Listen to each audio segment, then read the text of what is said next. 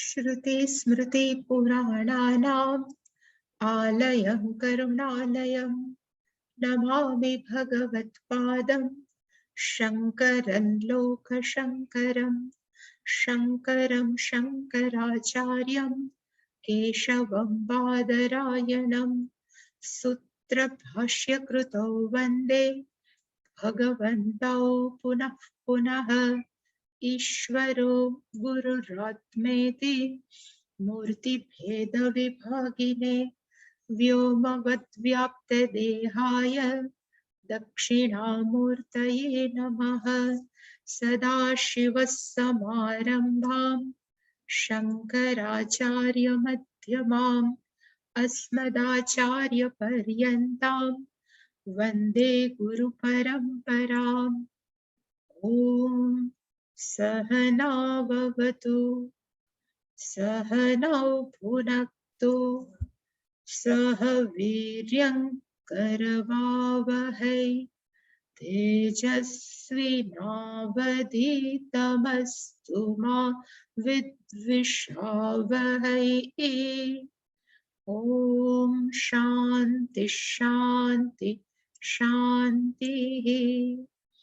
सर्ववेदान्त सिद्धान्त गोचरं तमगोचरं गोविन्दं परमानन्दं सद्गुरुं प्रणतोऽस्म्यहम्।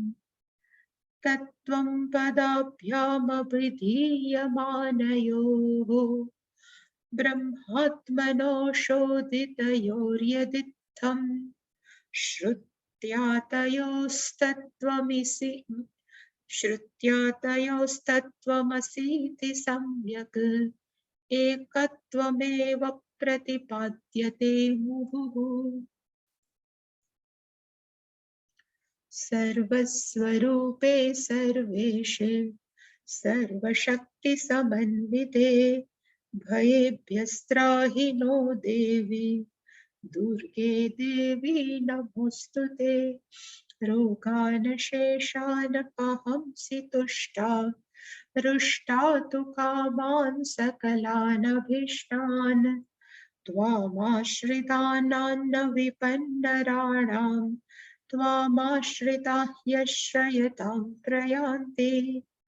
सर्वाबाधा प्रशमनं त्रैलोक्यस्याखिलेश्वरी एवमेव त्वया कार्यम् अस्मद्वैरिविनाशनम्। सर्वस्वरूपे सर्वेशे सर्वशक्तिसमन्विते भयेभ्यस्त्राहि नो देवी दुर्गे देवी नमोस्तुते। रोगानशेषानपहंसि तुष्टा रुष्टा तु कामान् सकलानभीष्टान् त्वामाश्रितानान्न विपन्नराणां त्वामाश्रिताः यश्रयतां प्रयान्ति। सर्वाबाधा प्रशमनं त्रैलोक्यस्याखिलेश्वरी एवमेव त्वया कार्यम् अस्मद्वैरिविनाशनम्।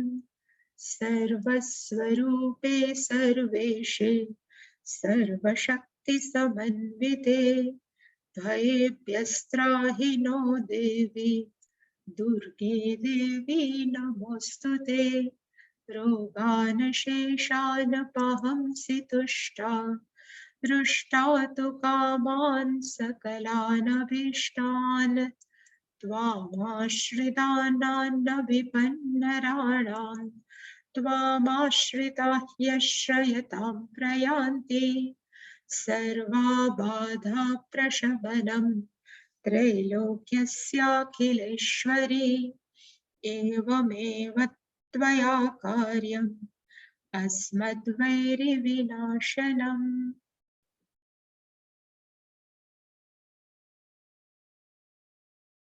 અહીંયા ક્ય પણ છે ત્રૈલોક્ય પછી સ્ય અધીશ્વરી અખિલેશ્વરી એટલે ક્ય નથી એવું નથી ત્રૈલોક્યસ્ય છે આ પણ આ શ છે ને અડધો યા ઈ નહોતો हाँ ये નથી हाँ પ્રિન્ટિંગ हाँ हाँ तो आम छे हाँ हाँ ओके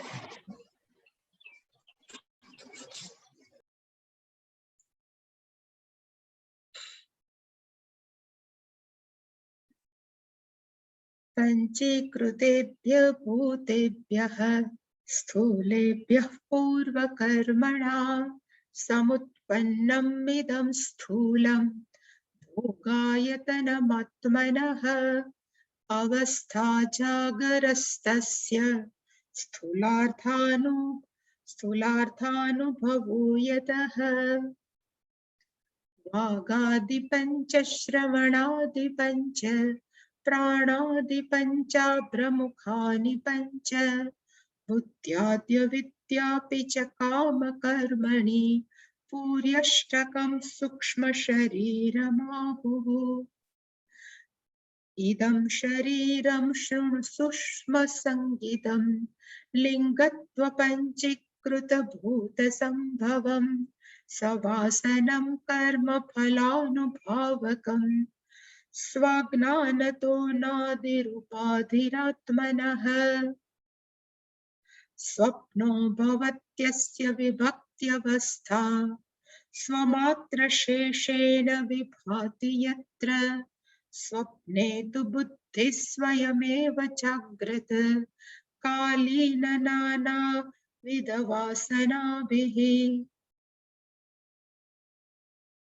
सर्वव्यापृतिकरणं लिङ्गम् इदं स्याच्चिदात्मनः पुंसः सर्वव्यापृतिकरणलिङ्गमिदं स्याच्चिदात्मनः पुंसः वास्यादिकमिव तत्क्षणतेन एवात्मा भवत्यसङ्गयोऽयम्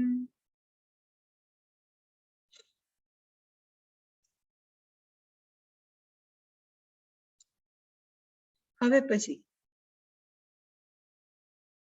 7 પ્રશ્ન પૂછ્યા પછી અનાત્મ તત્વ એટલે શું એનું વર્ણન શંકરાચાર્યજી કે ગુરુ એના શિષ્યને કરે છે અને એ પહેલા આપણે જે જોયું હતું કે કેવી રીતે સૂક્ષ્મ જગત અને સૂક્ષ્મ શરીર બન્યું અને કેવી રીતે સ્થૂળ શરીર અને સ્થૂળ જગત બન્યું એ જે મોડેલ છે એ આપણે અહીંયા જોયું અને જે પંચ મહાભૂત છે એના સત્વ અને રજોગુણમાંથી સૂક્ષ્મ શરીર બન્યું કલેક્ટિવલી અને સેપરેટલી અને જે તામસ અંશ છે એનું શું થયું તો કે એનું સ્થૂલીકરણ થયું બીજા બધા છે હંમેશા સૂક્ષ્મ રહ્યા માત્ર તામસ તત્વ છે એનું શું થયું તો કે સ્થૂલીકરણ એ જે સ્થૂલીકરણ છે એનું બીજું નામ છે પંચીકરણ અને એમાં આપણે જોયું હતું કે પંચ મહાભૂત છે એ પેલા અડધા ભાગની અંદર વેચાઈ ગયા જે આપણે આ જોયું અડધા ભાગની અંદર વેચાણા પછી એક અડધો ભાગ છે એ એમનેમ રહ્યો અને બીજો અડધો ભાગ છે એ પોતાના 4 ભાગ પડ્યા એટલે કે આકાશ છે એના પેલા 2 ભાગ એમાંથી આકાશનો એક અડધો ભાગ છે એ એમનેમ ઇન્ટેક રહ્યો અને બીજો અડધો ભાગ છે એ વળી પાછો 4 ભાગની અંદર વેચાઈ ગયો એવી રીતે બીજા 4 મહાભૂતની અંદર પણ એ જ થયું અને પછી એક અડધો ભાગ છે આકાશે પોતાની પાસે રાખ્યો અને બીજા અડધા 4 છે એ બીજા અડધા 4 પંચ મહાભૂત સાથે ભળી ગયા એવી જ રીતે બધાના 4 જે ભાગ થયા છે એ પોતાના સિવાયના બીજા 4 માં ભળી ગયા અને જે સપોઝ આકાશ છે તો 1/2 આકાશ વાયુ છે તો 1/2 વાયુ અગ્નિ છે તો 1/2 અગ્નિ જળ છે તો 1/2 જલ અને પૃથ્વી છે તો 1/2 પૃથ્વી એના સિવાય આકાશની અંદર 1/8 વાયુ 1/8 અગ્નિ જળ અને પૃથ્વી એવી જ રીતે વાયુની અંદર 1/2 હોય તો બીજા એના સિવાયના 4 મહાભૂત છે 1/8 આ જે પ્રક્રિયા છે એનું નામ શું છે તો કે સ્થૂલીકરણ સ્થૂલીકરણનો અર્થ કે નજરે દેખાવ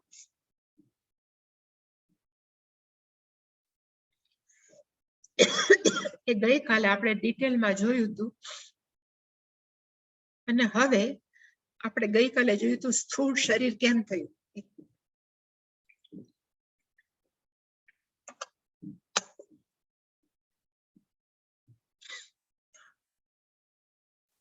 એટલે શંકરાચાર્યજી કીધું કે સ્થૂળ શરીર કેમ થયું, તો કે પૂર્વ કર્મના આપણા આગલા જન્મના બધા કર્મોમાંથી અમુક કર્મ છે એ ભોગવવા માટે થઈ અને ભગવાને આપણને પ્રારબ્ધ કર્મ આપ્યા અને એ પ્રારબ્ધ કર્મથી ઇદમ સ્થૂલ શરીર આપણું આજ શું બન્યું, તો કે સ્થૂળ શરીર. અને સ્થૂળ શરીર કેવું છે, તો કે પંચીકૃતેભ્યઃ, એનો અર્થ કે બધા જ પંચ મહાભૂતના તામસ અંશમાંથી જે આપણે પ્રક્રિયા જોઈ એને કહેવાય પંચીકરણમ અથવા પંચીકૃતમ અથવા સ્થૂલીકરણમ. બધાના મીનિંગ છે એક સરખા. એટલે પંચીકૃતેભ્યઃ નો અર્થ થાય પંચીકરણમાંથી શું ઉત્પન્ન થયું, તો કે સ્થૂલેભ્યઃ ભૂતેભ્યઃ. સ્થૂળ પંચ મહાભૂત ઉત્પન્ન થયા. એનો અર્થ થાય કે આપણે નરી આંખે જે પંચ મહાભૂત જોઈએ છીએ એ 100% પંચ મહાભૂત નથી. એની અંદર અડધો ભાગ જ પોતાના પંચ મહાભૂતનો છે, એમાં બીજા 4 18 છે. અને એ છાંદોગ્ય ઉપનિષદની અંદર પ્રૂવ કર્યું છે કે અગ્નિની અંદર જે આ કલર દેખાય, પાણીનો જે અગ્નિની કલર આ કાળો દેખાય છે, પૃથ્વીનો છે, એટલે કે બધાની અંદર આ તત્વો રહેલા છે. એટલે કે એવી રીતે સ્થૂલેભ્યઃ પંચીકૃતેભ્યઃ સ્થૂલેભ્યઃ ભૂતેભ્યઃ સમુત્પન્ન. આ શરીર છે એ સ્થૂળ પંચ મહાભૂતમાંથી જે પંચીકરણ થઈ ગયેલા છે એમાંથી સમુત્પન્ન. ઉત્પન્ન શું કામ થયું?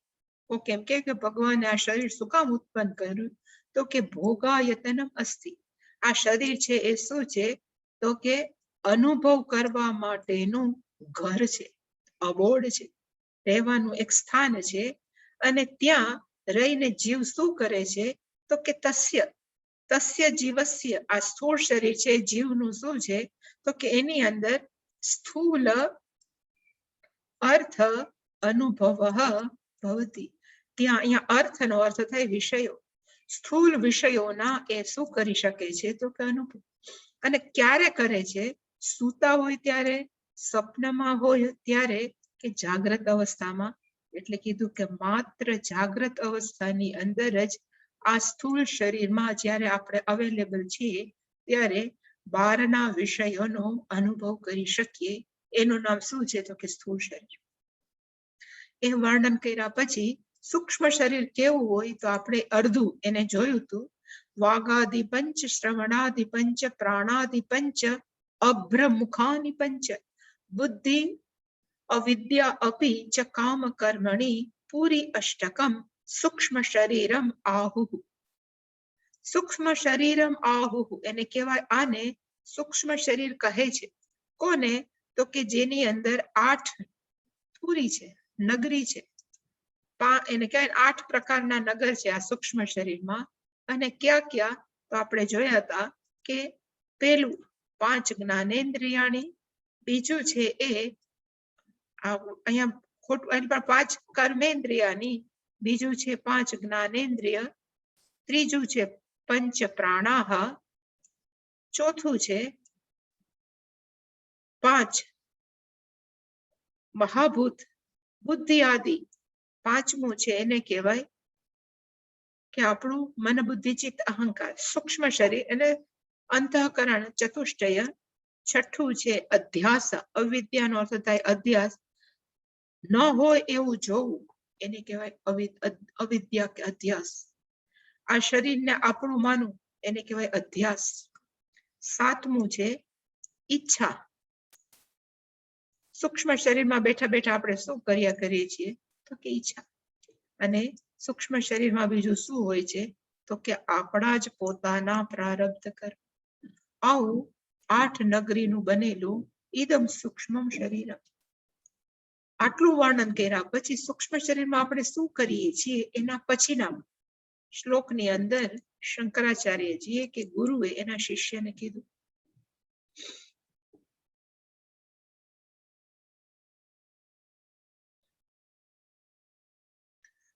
ઇદમ શરીરમ શૃણુ સૂક્ષ્મ સંગીતમ લિંગમ તુ અપંચીકૃત ભૂત સંભવમ સવાસનમ કર્મ ફલ અનુભાવકમ સ્વ અજ્ઞાનતઃ અનાદિઃ ઉપાધિઃ આત્મનઃ.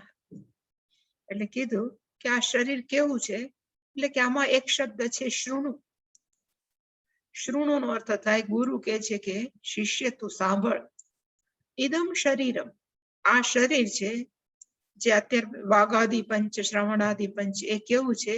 સૂક્ષ્મ સંગીતમ.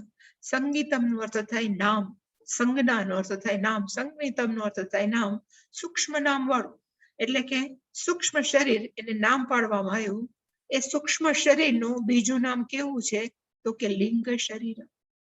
લિંગ નો અર્થ શું થાય આપણે જોશું, પણ ચિહ્ન. લિંગ નો અર્થ થાય ચિહ્ન. આપણે કે આનું કઈક લિંગ આપો, એટલે આપણે કહીએ કે જેને કાળા કપડા પહેર્યા હોય ને ફલાણા ભાઈ, તો એને કહેવાય ચિહ્ન. પછી આ સૂક્ષ્મ શરીર કેવું છે? તો સ્થૂળ શરીર હતું પંચીકૃતભ્ય, અહીંયા છે અપંચીકૃત. એની અંદર પંચીકરણ નથી થયેલ, કારણ કે સૂક્ષ્મ છે ને. એટલે કે અપંચીકૃત ભૂત સંભવ. અહીંયા ભૂત નો અર્થ થાય પંચ મહાભૂત, સંભવમ નો અર્થ થાય ઉત્પન્ન થયેલ. કેવી રીતે ઉત્પન્ન થયેલું છે? કે જ્યાં પંચીકરણ નથી થયું એમાંથી આ સૂક્ષ્મ શરીર છે ઉત્પન્ન થયું છે. સૂક્ષ્મ શરીર કેવું છે? તો કે સ વાસનમ. જાત જાતની ઈચ્છાઓ, આપણી અંદર કેટલી બધી ઈચ્છાઓ પડી છે એને કહેવાય વાસના. સ એટલે કે વાસનાઓ સહિત આગલા જન્મની, આ જન્મની, એ કેટલી જાત જાતની છાપો અંદર રહે છે ને કે સવાસના અનુભવો. સવાસનમ પ્લસ કર્મ ફલ અનુભાવકમ.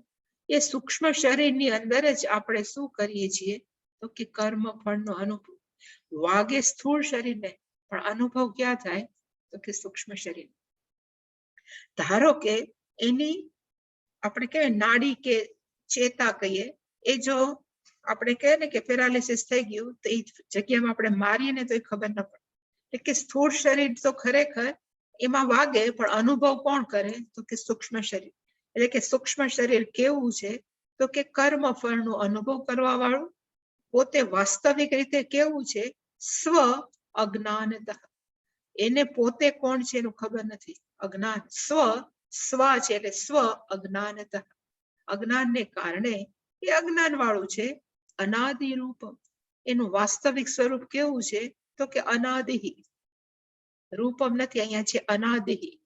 આપણે આદિ નો અર્થ થાય શરૂઆત. જેની શરૂઆત નથી એને કહેવાય અનાદિ. જીવાત્માની શરૂઆત નથી, જીવાત્માનો અંત છે, પણ જીવાત્માની શરૂઆત નથી. એટલે એને કેવું કહેવાય? આદિ. એટલે કે શરૂઆત. જેની શરૂઆત નથી એને કહેવાય અનાદિ. અનાદિ એને કહેવાય અનાદિ.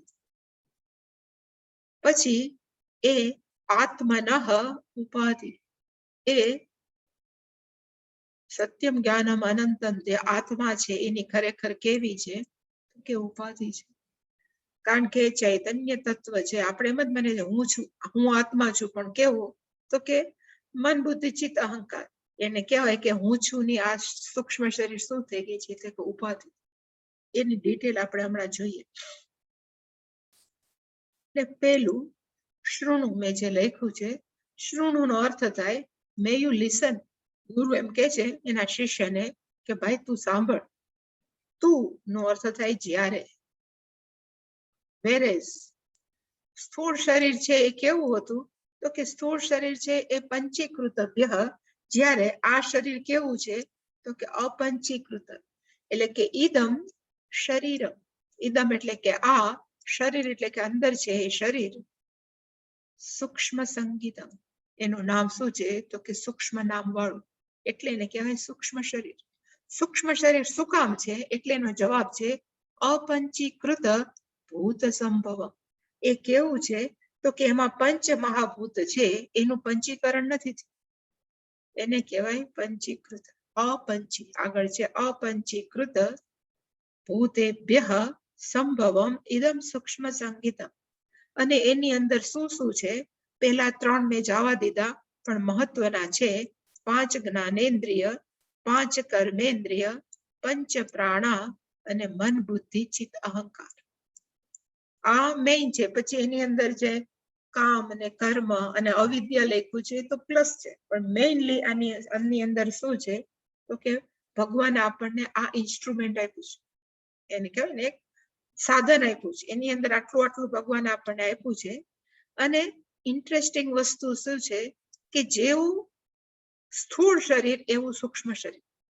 સૂક્ષ્મ શરીર છે આમ તો બધાનું પોતપોતાની વાસના સહિત જ હોય, પણ સૂક્ષ્મ શરીર વર્તે કેવી રીતે, બિહેવ, એનું વર્તન કેવું હોય સૂક્ષ્મ શરીરનું, તો કે સૂક્ષ્મ શરીરને જે સ્થૂળ શરીર મળે ને એવું જ એનું બિહેવિયર હોય.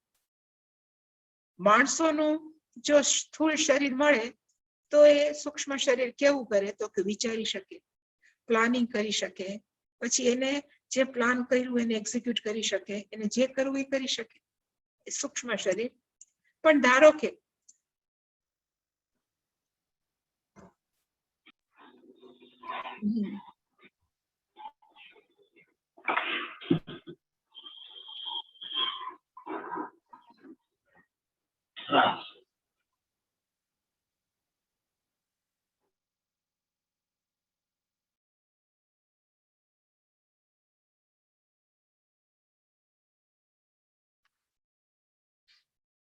બધાને સંભળાય છે? સંભળાય છે ને? હા, સંભળાય.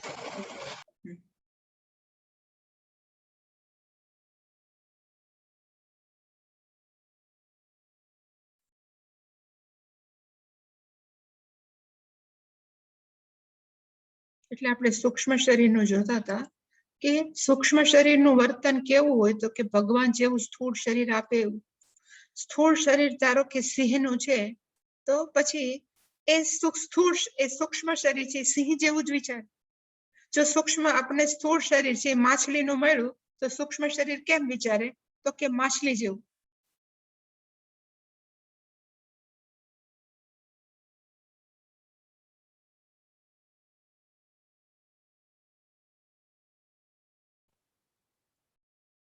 સૂક્ષ્મ શરીર ડિપેન્ડ્સ અપોન, હું એનું ગુજરાતી તમે કરી નાખજો, આધારિત છે.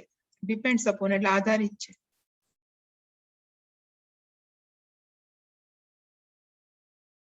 કોના ઉપર તો કે સ્થૂળ શરીર ઉપર.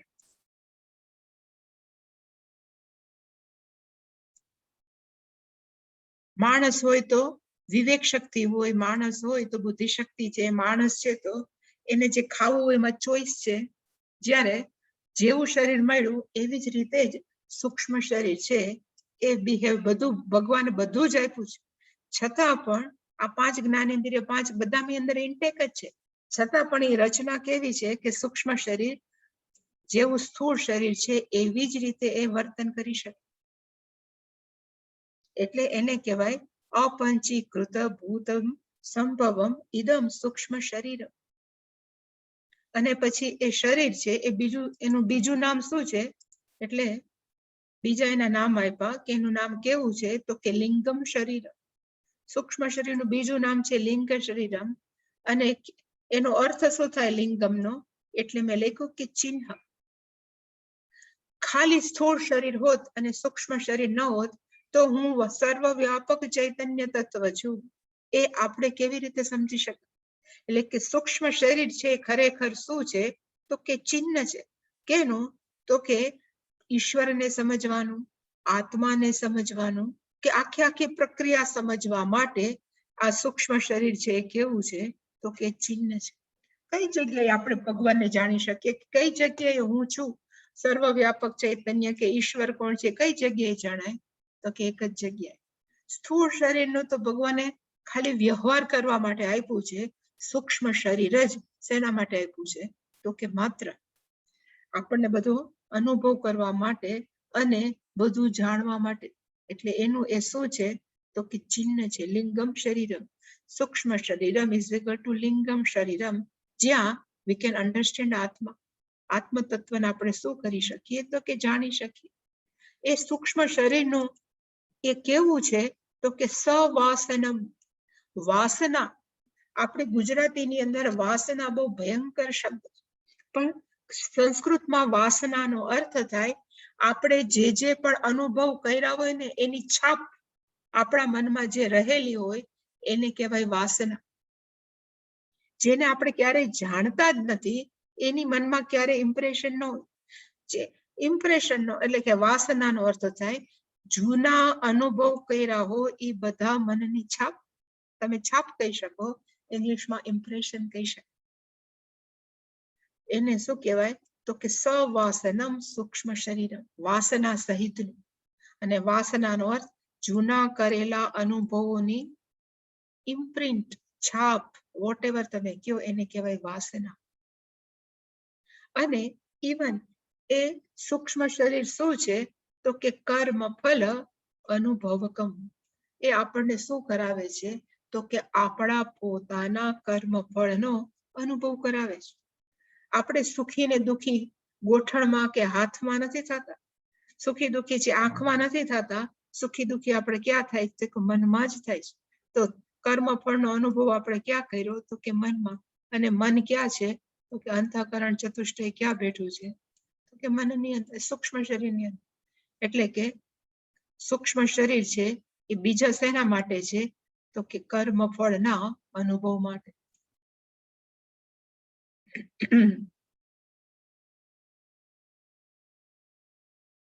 આજે હું એક જગ્યાએ વાંચતી હતી તો પૂજ્ય સ્વામીજી કીધું કે કર્મ ફળ છે એ કેના જેવા છે તો આપણે ગુજરાતી ભાષામાં કહી શકાય કે ખારી શીંગ જેવા. માણસો ખારી શીંગ ખાતા હોય એમ થાય કે છેલ્લો દાણો ખાઈ લો પછી વાંધો નહીં, પણ છેલ્લો દાણો જ ખોરો આવે એટલે વળી પાછું એમ થાય કે હાલો બીજો એક દાણો ખાઓ. કે એવી રીતે જ્યારે આપણને શીંગ છોડી દેવાનું મન થાય ત્યારે એક ખરાબ દાણો આવે ને વળી પાછું આપણને થાય કે ચાલો એક સારા 2-3 દાણા ખાઈ લો. એવી જ રીતે કર્મફળનો એક આપણે ખરાબ અનુભવ થઈ ગયો કે દુઃખી થઈ ગયા એટલે આપણે થાય ચાલો બીજા સારા અનુભવ કરીએ. સારા અનુભવ કરીએ ન કરીએ તે પાછો ખોરી શીંગ આવે એટલે કે દુઃખનો અનુભવ થાય. એટલે કે માણસ છે એ સતત સુખના અનુભવ માટે દુઃખના અનુભવો ભોગવા જ કરે છે. એને કહેવાય કર્મફળ અનુભવકમ. આ સૂક્ષ્મ શરીર કેવું છે તો જ્યાં કર્મફળનો અનુભવ થાય. અને એ સૂક્ષ્મ શરીરની અંદર શું છે તો કે આત્મતઃ સ્વ અજ્ઞાનતઃ. આત્મનઃ નો અર્થ થાય જીવાત્માનું. એટલે કે એ જીવાત્માને સ્વ એટલે કે પોતાનું શું છે તો કે અજ્ઞાન છે. ખરેખર જોવા જાય ને તો એક શબ્દ છે જીવત્વમ બોલીએ. જીવપણું, જીવત્વમ છે ને એ સાવ ખોટું જ છે. પણ આપણે આપણી જાતને શું માનીએ છીએ તો હું બિચારો જીવ એવું માનવું છે ને એ સદંતર ખોટું છે. પણ એ માનીએ છીએ શું કામ તો કે સ્વ અજ્ઞાનતઃ. ખરેખર તો આ કેના જેવું છે તો કે જેમ કે પરિચ્છિન્નવાદ ને પ્રતિબિંબવાદ એવું ઘણું બધું કે તો કે જેવી રીતે ઘડાની અંદર સૂર્યનું પ્રતિબિંબ હોય, અહીંયા સૂર્યનું પ્રતિબિંબ હોય ને સૂર્ય માનવા માંડે કે હું કેવડો તો કે ઘડા જેવડો. એ કેવું આપણને હાસ્યાસ્પદ લાગે. એવી જ રીતે સર્વવ્યાપક ચૈતન્ય તત્વનું પ્રતિબિંબ ક્યાં પડ્યું તો કે 5 કર્મેન્દ્રિય, 5 જ્ઞાનેન્દ્રિય, પંચ પ્રાણા એની અંદર એ જાણે કે એ અલાઈવ થઈ ગયો એટલે કે જીવંત થઈ ગયો. અને પછી એ સૂક્ષ્મ શરીર માનવા માંડ્યું કે હું કોણ તો કે આત્મા. એ જે માનવું છે એ માને છે શું છે તો કે સ્વ અજ્ઞાનતા. પોતાને પોતાની જાતનું જ્ઞાન નથી કે હું કોણ છું. અને એટલે જ આપણે બધા રીબાઈ છે. એટલે જ આપણે બધા કેવા છીએ તો કે દુઃખી થાય છે. કારણ કે આપણા પોતાના જ જ્ઞાનથી, વાસ્તવિક સ્વરૂપથી આપણે કેવા છીએ કે અજાણ છે. અને ઇન્ટરેસ્ટિંગ વસ્તુ એવી છે કે આપણે વર્ષોથી આ એકનું એક સાંભળ્યા જ કરીએ કે ખરેખર હું સ્થૂળ શરીર નથી કે હું સૂક્ષ્મ શરીર નથી. છતાં પણ આપણને જ્યારે દુઃખ આવે છે, કોઈ પણ તકલીફ થાય છે તો આપણે દુઃખી શું કામ થાય? કારણ કે હજી આપણને શું છે તો કે શરીરનું તાદાત્મ્ય છે અને મનની સાથે આપણે આ મન છે હું જ છું માનું. શેને લીધે છે તો કે અજ્ઞાનતા.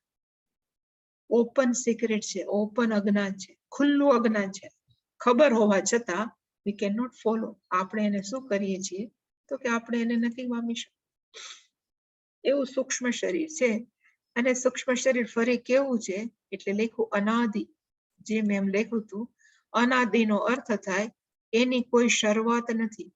પહેલું જીવાત્મા ક્યારે થયો હતો એ ક્યારેય ખબર નથી. કારણ કે એ કેવું છે તો કે સાયકલ જેવું. સાયકલની પેલી ધરી કઈ બોલા આખા આરા હોય ને એમાં આપણે નક્કી ના કરી શકીએ. એ રીતે જીવાત્મા કેવો છે તો કે અનાદિ છે. તો એનું થાય છે શું તો કે એક જ વસ્તુ થાય, અવ્યક્ત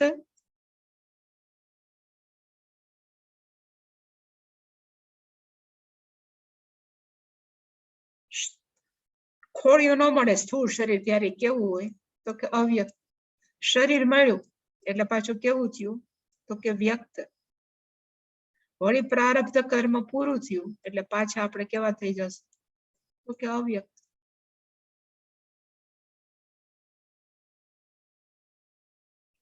જ્યાં સુધી પ્રલય ન થાય ત્યાં સુધી આવું વ્યક્ત અવ્યક્ત કે વ્યક્ત એવું ચાલ્યા કરે.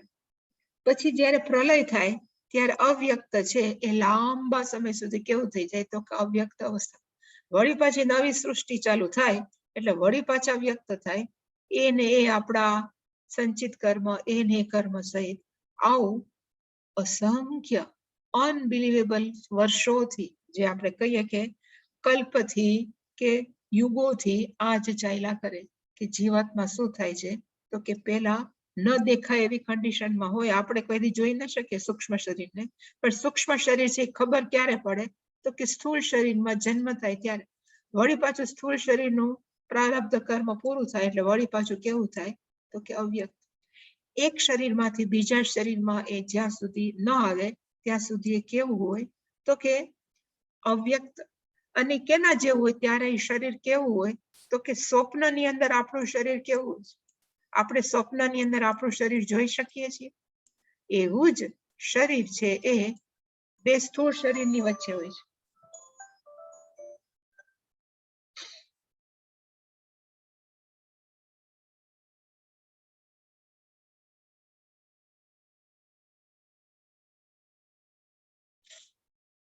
અનાદિ અને પ્લસ એ કેવું છે તો કે ઈહ પરલોકગામી. અહીંયા પણ જેમ નારદજી ગમે ત્યાં ફરી શકે એમ સૂક્ષ્મ શરીર પણ કેવું છે તો કે અહીંયા પણ જાય ગમે ત્યાં જઈ શકે જ્યારે સ્થૂળ શરીર ન હોય ત્યારે. એવું આ કેવું છે તો કે આ આપણું સૂક્ષ્મ શરીર. અને બીજું એ કેવું છે તો કે ઉપાધિ. આત્મનઃ એ ઉપાધિ છે. એ ભગવાનની આત્મ તત્વની એ કેવી છે તો કે ઉપાધિ. અને ઉપાધિનો અર્થ શું થાય તો કે આપણે જોયું હતું કે ઉપાધિનો અર્થ થાય કે ઉપની અંદર એક શબ્દ છે ઉપ. ઉપ ઇઝ ઇક્વલ ટુ સમીપમ.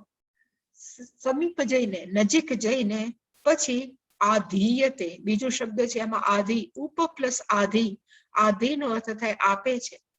શું આપે છે તો કે સ્વકમ પોતાનું સ્વરૂપમ.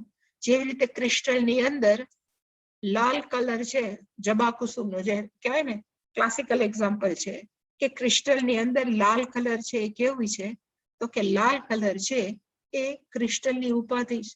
ખરેખર ક્રિસ્ટલ તો ક્રિસ્ટલ ક્લિયર છે, એમાં કાંઈ નથી. એટલે કે ક્રિસ્ટલનું નામ સ્ફટિક. સ્ફટિક કેવો છે તો કે ટ્રાન્સપેરન્ટ છે, પારદર્શક છે. પણ સ્ફટિકની પાછળ આપણે લાલ કલરનું કપડું રાખીએ તો સ્ફટિક કેવો દેખાય તો કે લાલ દેખાય. તો લાલ કલર છે એ શું છે તો કે સ્ફટિકની ઉપાધિ. એવી રીતે ચૈતન્ય તત્વ કેવું છે તો કે સપોઝ આપણે એમ કહીએ કે સર્વવ્યાપક છે. આ ખાલી સપોઝ મેં બતાવ્યું કે આ કેવું છે તો કે સર્વવ્યાપક. હવે આ સર્વવ્યાપક ચૈતન્ય તત્વનો અર્થ થાય ધબકતું ચૈતન્ય તત્વ છે. આખું જગત એ શું છે તો કે ધબકતું ચૈતન્ય. આપણે ગાઈએ છીએ રોમ રોમ ને એવું બધા ગાય છે, ચૈતન્ય તત્વ છે બધી છે. હવે આવા ચૈતન્ય તત્વની અંદર ભગવાને નાના નાના અસંખ્ય સૂક્ષ્મ શરીર બનાવ્યું. હવે સૂક્ષ્મ શરીર જેવું ચૈતન્ય તત્વની અંદર આ બધા આવ્યા એટલે કે સૂક્ષ્મ શરીરમાં એવી ક્વોલિટી છે, એવા ગુણધર્મ છે કે સૂક્ષ્મ શરીર કેવા થઈ જાય તો કે જીવંત થઈ જાય. જેવા જીવંત થયા એટલે સૂક્ષ્મ શરીર માનવા માંડ્યું કે હું તો છું જો આત્મા, પણ કેવડું તો કે આ સૂક્ષ્મ શરીર છે. એનો અર્થ સૂક્ષ્મ શરીર છે આ આત્માની શું થઈ તો કે ઉપાધિ. એટલે એને કીધું આત્મનઃ ઉપાધિ. આત્માની ઉપાધિ છે શું છે તો કે આ સૂક્ષ્મ શરીર. એને માનવા માંડ્યા છે કે હું આવું છું, એનો શબ્દ છે ઉપાધિ. ચૈતન્ય સમીપ જવાની જરૂર પણ લખવું પડે કે જ્યારે ચૈતન્ય તત્વની સમીપમાં સૂક્ષ્મ શરીર આવ્યું ત્યારે ચૈતન્ય તત્વ એનું શું આપ્યું? સ્વકમ રૂપમ આધીયતે. પોતાનું સ્વરૂપ કયું છે તો કે ચેતન તત્વ. એને સૂક્ષ્મ શરીરને આપ્યું. સૂક્ષ્મ શરીર શું થવા માંડ્યું તો કે લાઈવ. મન વિચારવા માંડ્યું, કર્મેન્દ્રિય કામ કરવા માંડી, એટલે પછી બોલવા માંડ્યું કે હું છું, હું છું. હું કોણ છું તો કે આ જે વિચારે છે એનું નામ શું છે તો કે ચૈતન્ય તત્વની ઉપાધિ સૂક્ષ્મ શરીર છે. હવે સૂક્ષ્મ શરીર છે એ કઈ જગ્યાએ અભિવ્યક્ત થાય છે? આમ તો જાગ્રત અવસ્થામાં તો એ છે તો જ આપણે કરી શકીએ, પણ મેક્સિમમ છે એ કઈ જગ્યાએ અભિવ્યક્ત થાય? જેવી રીતે સ્થૂળનું આપણે જોયું હતું કે કઈ જગ્યાએ અભિવ્યક્ત થાય તો કે એ જાગ્રત અવસ્થામાં. એવી રીતે સૂક્ષ્મ શરીર છે એ સંપૂર્ણપણે કઈ જગ્યાએ અભિવ્યક્ત થાય? એટલે 98મા શ્લોકમાં કીધું કે સ્વપ્નની અંદર. સ્વપ્નઃ ભવતિ અસ્ય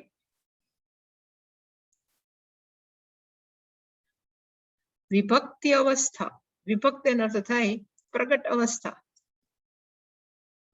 એટલે અભિવ્યક્ત થવાની અથવા પ્રગટ અવસ્થા. અહીંયા મેં પ્રગટ લખ્યું, સારો શબ્દ મેળવ્યો.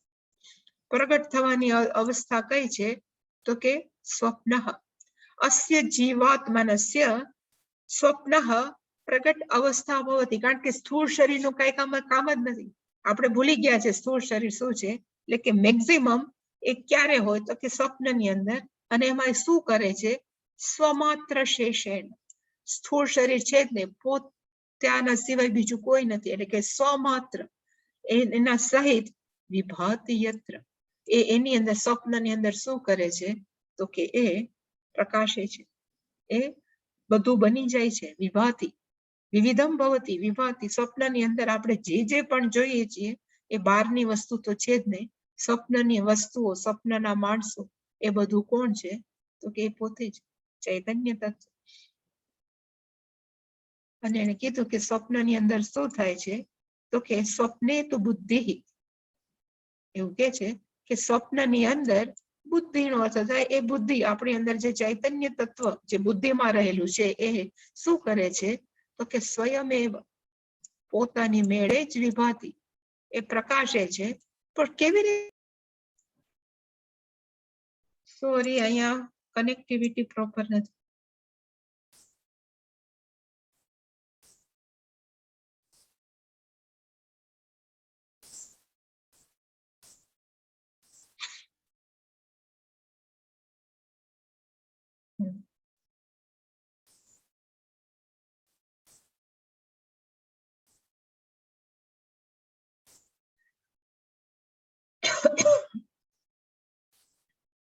એટલે કીધું કે સ્વપ્નની અંદર આપણે જે પણ સ્વપ્ન અવસ્થા બનાવીએ છીએ કે સ્વપ્નની અંદર જે સ્વપ્ન જોઈએ છે ક્યાંથી આવે છે? એટલે કીધું કે જાગ્રત કાલીન નાનાવિધ વાસનાભિ. આપણે જ્યારે જાગૃત હોય, જાગૃત કાલીન અર્થ જાગૃત કાળની અંદર નાનાવિધ જાત જાતનું આપણે અનુભવ કરીએ. એની વાસના, એની છાપ મનમાં અંકિત થઈ જાય. અને એ પછી શું બને તો કે સ્વપ્ન બને.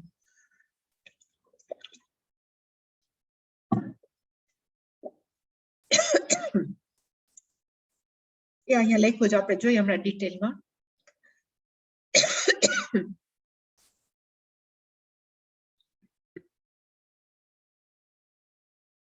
અસ્ય નો અર્થ થાય આ સૂક્ષ્મ શરીર.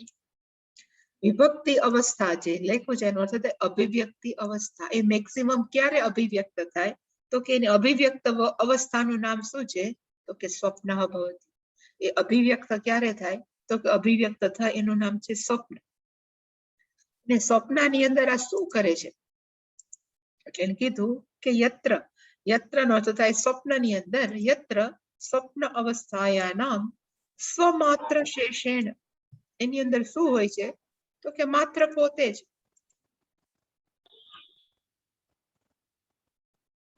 સ્વમાત્ર શેષેણ પોતાના સિવાય બીજું કોઈ નહીં કારણ કે સ્થૂળ શરીરનો સંગાત નથી એટલે માત્ર શું છે તો કે માત્ર આત્મ તત્વ પણ કઈ જગ્યાએ રહેલું તો કે બુદ્ધિમાં બુદ્ધિમાં રહેલું જે આત્મ તત્વ છે એ શું થાય છે તો કે વિભાતી પ્રકાશે છે દેખાય છે અનુભવાય છે સ્વપ્નની અંદર આપણે જે પણ જોઈએ વૃક્ષો જોઈએ ટેકરાઓ જોઈએ ડુંગર જોઈએ નદી જોઈએ એ બધું જ શું છે તો કે એક જ આપણી પોતાની બુદ્ધિ જ છે એની અંદર રહેલું ચૈતન્ય તત્વ છે શું થઈ જાય છે તો કે બધું થઈ જાય વિભાતી નો અર્થ થાય વિવિધમ ભવતી આપણે even ભગવાનનું કે ને વિભુ તો એમાંય ભગવાનનું નામ વિભુ શું કામ છે તો કે જાત જાતનું બની જાય આખે આખું જગત ભગવાન જાત જાતનું બની ગયા એનો અર્થ છે કે જાગ્રત અવસ્થા છે ને એ કહેવાય છે કે ભગવાનનું સ્વપ્ન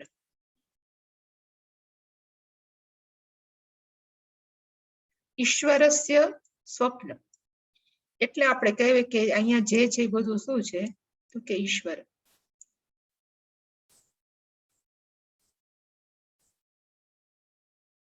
ઈશ્વરસ્ય સ્વપ્ન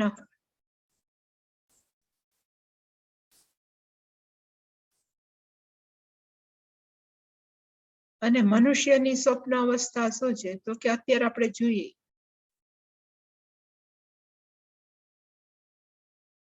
આપણી સ્વપ્ન અવસ્થામાં મનુષ્ય શું હોય છે તો કે આખું આખું સપનું બની ગયું છે એટલે આપણે કે આપણા સ્વપ્નની અંદર બીજું કોઈ નથી જે મનુષ્ય છગનભાઈ સ્વપ્ન જોયું તો સ્વપ્નમાં કોણ હોય તો કે છગનભાઈનું ચૈતન્ય એવી જ રીતે જ્યારે ઈશ્વરે આખી આખું જગત બનાવ્યું તો ઈશ્વરની આખી આખું જગત છે આપણે ભલે અહીંયા જાગ્રત અવસ્થા લખીએ પણ આખે આખું જગત છે એ શું છે તો કે ઈશ્વરનું સ્વપ્ન એનો અર્થ જગતમાં ઈશાવાસે વિદમ સર્વમ અહીંયા જે પણ છે એ શું છે તો કે માત્ર ઈશ્વર એટલે આપણે જ્યારે પણ વાત કરીએ છીએ ત્યારે તો સાઈડ ટોપિક છે તોય કારણ કે આપણે એમ કહીએ છીએ કે બે સત્તા છે એક પ્રાતિભાષિક સત્તા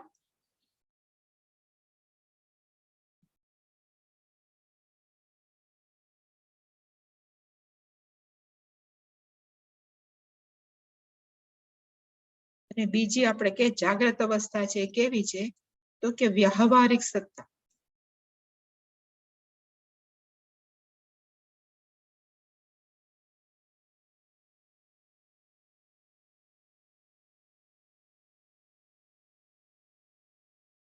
અને ચૈતન્ય તત્વનું નામ કેવું છે તો કે પારમાર્થિક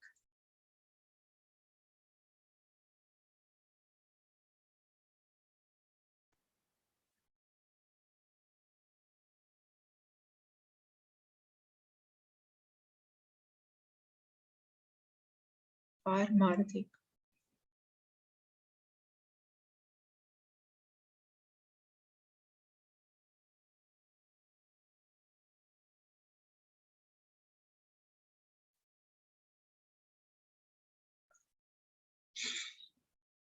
આપણે એમ કહીએ છીએ કે પ્રાતિભાષિક નો અર્થ ખરેખર સ્વપ્ન કહીએ એને આપણે કહીએ જીવ સૃષ્ટિ બીજું નામ છે એનું જીવ સૃષ્ટિ કારણ કે આપણે બનાવી છે ને એટલે કે સ્વપ્ન છે એ શું કેવી છે તો કે જીવ સૃષ્ટિ આ બીજું નામ છે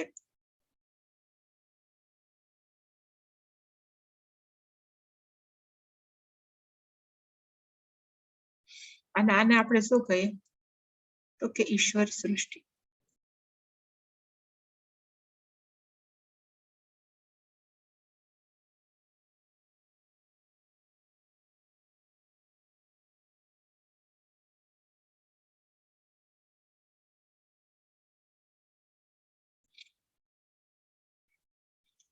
એટલે કે મનુષ્યના સ્વપ્નને માણસો શું કહે છે તો એક નામ છે પ્રાતિભાષિક સત્તા મેં લખ્યું નથી પણ લખી દો પ્રાતિભાષિક સત્તા આને કહેવાય વ્યવહારિક રિયાલિટી ઇંગ્લિશમાં કહેવાય રિયાલિટી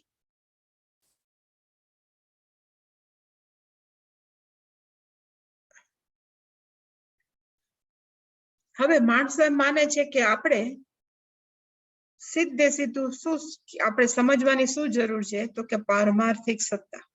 પારમાર્થિક સત્તાનો અર્થ થાય માત્ર ચૈતન્ય તત્વ છે, એના સિવાય બીજું કાંઈ નથી. અને પારમાર્થિક સત્તા કેવી છે, તો કે નિર્ગુણ છે, નિરાકાર છે, જે આપણે બધું ઉપનિષદમાં જોઈએ. એનું નામ માણસો શું કે છે, તો કે પારમાર્થિક સત્તા. હવે મોટા ભાગના જીવો એટલે કે આ બધા મનુષ્યો છે એવું માને છે કે આપણે માત્ર શું પ્રાપ્ત કરવાની જરૂર છે, તો કે આત્મજ્ઞાનનો અર્થ થાય હું સ્થૂળ શરીર નથી, હું સૂક્ષ્મ શરીર નથી, હું કોણ છું, તો કે હું માત્ર ચૈતન્ય તત્વ છે, એવું એને જ્ઞાન થાય એવું બધા જીવો માને છે. જે મનુષ્ય છે, ખાસ કરીને મનુષ્ય જે મુમુક્ષુ છે કે જે આપણે જિજ્ઞાસુ કહીએ છીએ, બધા મનુષ્ય માને છે. પણ એ બધા જ મોટા ભાગના મનુષ્ય છે એક વાત ચૂકી જાય છે, એક વાત મિસ કરે છે. અને કઈ વાત મિસ કરે છે, તો કે મોટા ભાગના મનુષ્ય છે ને, મોટા ભાગના હું કહું છું, એ બધા જ જાગતા હોય છે ને, એટલે એને એમ થાય કે જાગૃત અવસ્થા એટલે વ્યવહારિક અવસ્થા બરાબર છે, અને સ્વપ્ન અવસ્થા એટલે પ્રાતિભાષિક અવસ્થા. એટલે મનુષ્ય માને કે આપણે જાગીએ ને ત્યારે કઈમાં જીવીએ છીએ, તો કે વ્યવહારિક સત્તા. એવું માણસો માને છે બધા, લગભગ હોય છે કે જાગ્રત અવસ્થાને માણસો શું કે છે, તો કે વ્યવહારિક સત્તા. પણ શાસ્ત્ર એવું કે છે, ઇવન સાધુઓ, ઋષિઓ, મુનિઓ એવું કે છે કે મનુષ્ય છે જાગતા હોય છે ને ત્યારે પણ પ્રાતિભાષિક સત્તામાં જ જીવે છે. લગભગ મનુષ્ય જાગીએ છીએ ત્યારે પણ કેવી રીતે જીવીએ છીએ, તો કે પ્રાતિભાષિક સત્તા. તો પ્રાતિભાષિક એટલે શું, આપણે જાગતા હોય ત્યારે સત્તા જોઈએ, તો કે ના, પ્રાતિભાષિક સત્તા માત્ર સ્વપ્નને નથી કહેવાતું. રજ્જુની અંદર સાપ જો, દોરડું લખીએ, હાલો, દોરડાની અંદર સાપ જો, એનું નામ શું છે, પ્રાતિભાષિક સત્તા. જે નથી એ જોવું એને કહેવાય પ્રાતિભાષિક સત્તા.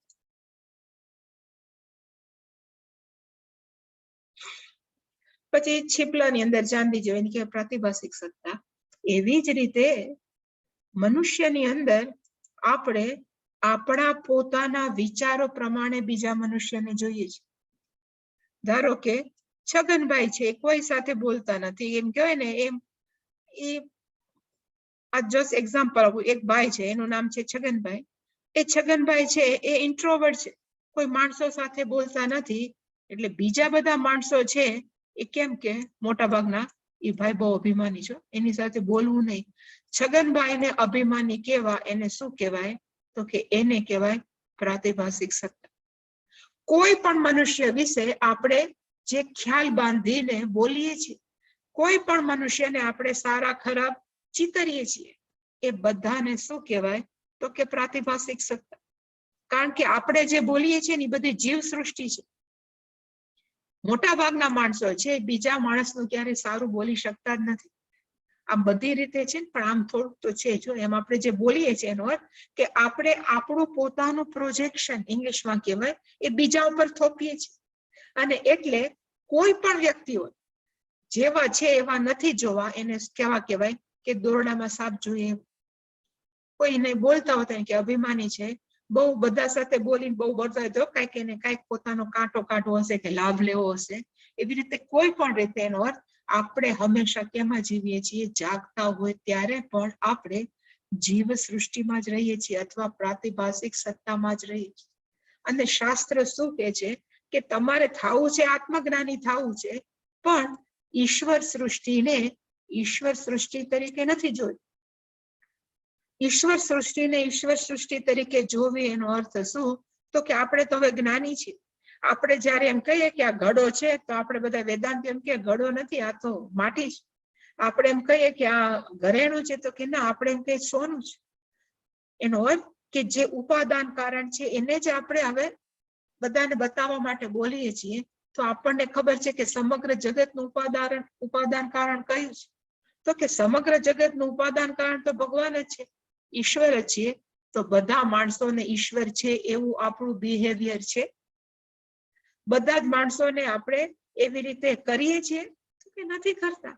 તો પછી તમે સીધા પારમાર્થિક સત્તામાં કેમ જમ્પ મારી શકો? આખું જગત છે એ ઈશ્વર જ છે એવો જ્યારે આપણો વ્યવહાર હોય તો આપણે પારમાર્થિક સત્તા છે એવું જાણી શકીએ. We can not jump. આપણે ક્યારે સીધા પ્રાતિભાષિક સત્તામાંથી પારમાર્થિક સત્તામાં કૂદકો ન પાડી શકીએ. આપણે હંમેશા પહેલા પ્રાતિભાષિક સત્તામાંથી કેમાં જવું પડે? તો કે વ્યવહારિક સત્તામાં. અને વ્યવહારિક સત્તામાં જવું એટલે શું? તો કે અહીંયા જે પણ છે, જે પણ મનુષ્ય છે એ બધા જ કેવા છે? તો કે ઈશ્વર સ્વરૂપ છે. પછી સારા હોય કે ખરાબ, ઇવન તાલિબાન હોય કે ગમે એવા હોય, પણ જે ખરેખર ઈશ્વર સૃષ્ટિ જોવે છે એની અંદર પણ ઈશ્વર જોવે છે. એટલે કેટલાય ઋષિ મુનિઓ અને કેટલાય સંતોને આપણે જયારે એનું વૃતાંત સાંભળ્યું ત્યારે બહુ ગમે કે જ્ઞાનેશ્વરજી કૂતરા પાછળ દોડ્યા. પણ એ શું કામ દોડ્યા હતા? કારણ કે કૂતરામાં એને ઈશ્વર જોયા. એવી રીતે જયારે આપણું વર્તન થાય, આપણું બીજા સાથે બિહેવિયર પેટર્ન બદલાય, ત્યારે જ આપણે ઈશ્વર સૃષ્ટિ તરીકે એક્સેપ્ટ કર્યું, એને સ્વીકાર્યું છે. અને એકવાર આપણું મન થાય ત્યારે જેમ કહેવાય ચિત્ત શુદ્ધિ થાય. માણસોને તમારી ચિત્ત શુદ્ધિ કરવી એનો અર્થ શું? ખરેખર ચિત્ત શુદ્ધિનો અર્થ છે બધા મનુષ્યને આપણે ભગવાન તરીકે સ્વીકારવા માંડીએ પછી આપણા મનની અંદર રાગ દ્વેષ હોય ન હોય. કારણ કે બધી જ વ્યક્તિઓ કેવી છે? તો કે ઈશ્વર છે. અને જેવો રાગ દ્વેષ ગયા એટલે માણસો એને નામ શું આપે છે? તો કે ચિત્ત શુદ્ધિ થઈ ગઈ. એટલે ગઈકાલે પણ મેં એમ કીધું હતું કે મન છે એને ચોખ્ખું કરવાની જરૂર નથી. માત્ર આપણે એમાં વિચારો કરીએ છીએ કે આ વ્યક્તિ આવી છે, આ વ્યક્તિમાં આવું છે, જે ખરાબ સારાનું જે આપણે ઇંગ્લિશમાં કે વી આર જજમેન્ટ.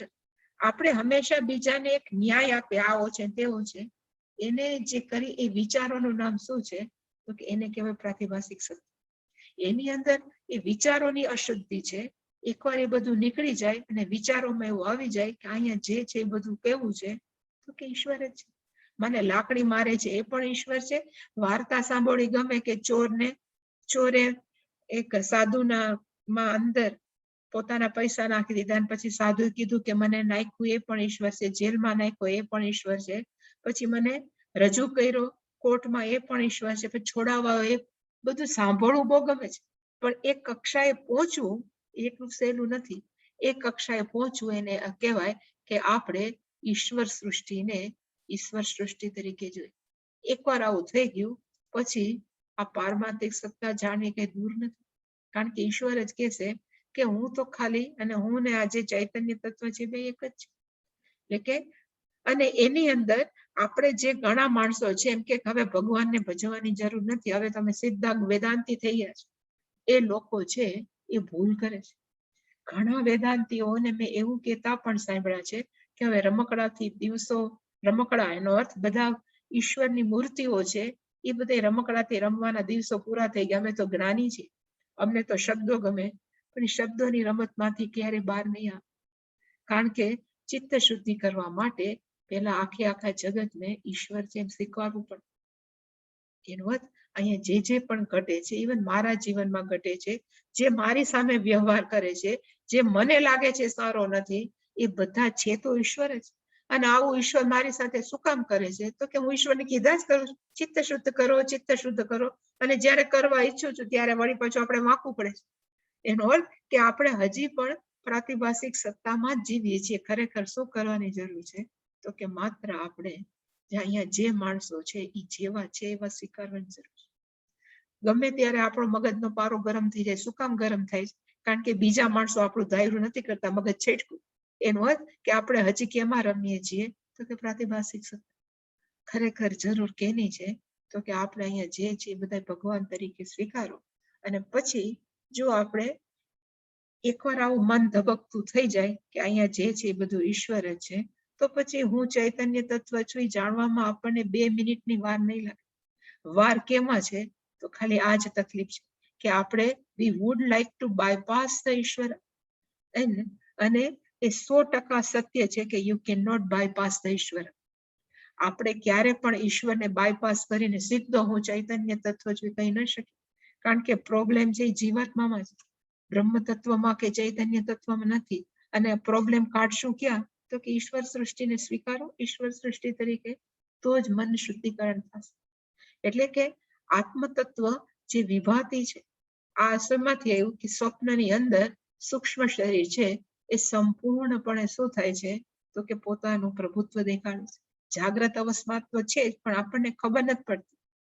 જાગ્રત અવસ્થામાં એટલું જ સૂક્ષ્મ શરીર કામ કરે છે, પણ સ્વપ્ન અવસ્થાની અંદર સ્થૂળ શરીરનો કોન્ટેક્ટ છૂટી જાય છે, ત્યારે સ્વપ્ન અવસ્થાની અંદર શું થાય છે, તો કે એ પોતે જ આખું નાનાવિધ વાસનાભિ, જાત જાતની વાસનાથી શું કરે છે, તો કે બધું બની જાય છે સ્વયમેવ. પણ આ એનો અર્થ છે, આની ડિટેલ આપણે આવતીકાલ જોઈશું. એની ક્વેશ્ચન, કોઈ પ્રશ્ન? નહીં? ખાલી એટલું જ કરવાની છે કે આપણે ઈશ્વર સૃષ્ટિ કેટલું સહેલું છે, સહેલામાં સહેલું છે, પણ આપણે એ જ સૌથી અઘરું. એ માણસો ભગવાનને મૂર્તિમાં ભગવાન જોશે, પણ માણસની અંદર ભગવાન નથી જોતું. એની અંદર તરત મારું આવી જાય અને તારું આવી જાય. એ છોડવાની જરૂર છે. એટલે જ એનું નામ સંસાર છે. સંસાર છે બીજું કઈ છે જ નહીં. આ મારું છે, આ તારું છે, એનું નામ સંસાર, એનું નામ જીવ સૃષ્ટિ. એના સિવાય બીજું કઈ છે જ નહીં. એમાંથી એકવાર બહાર નીકળી જાય તો જે બધું ઈશ્વર જ છે.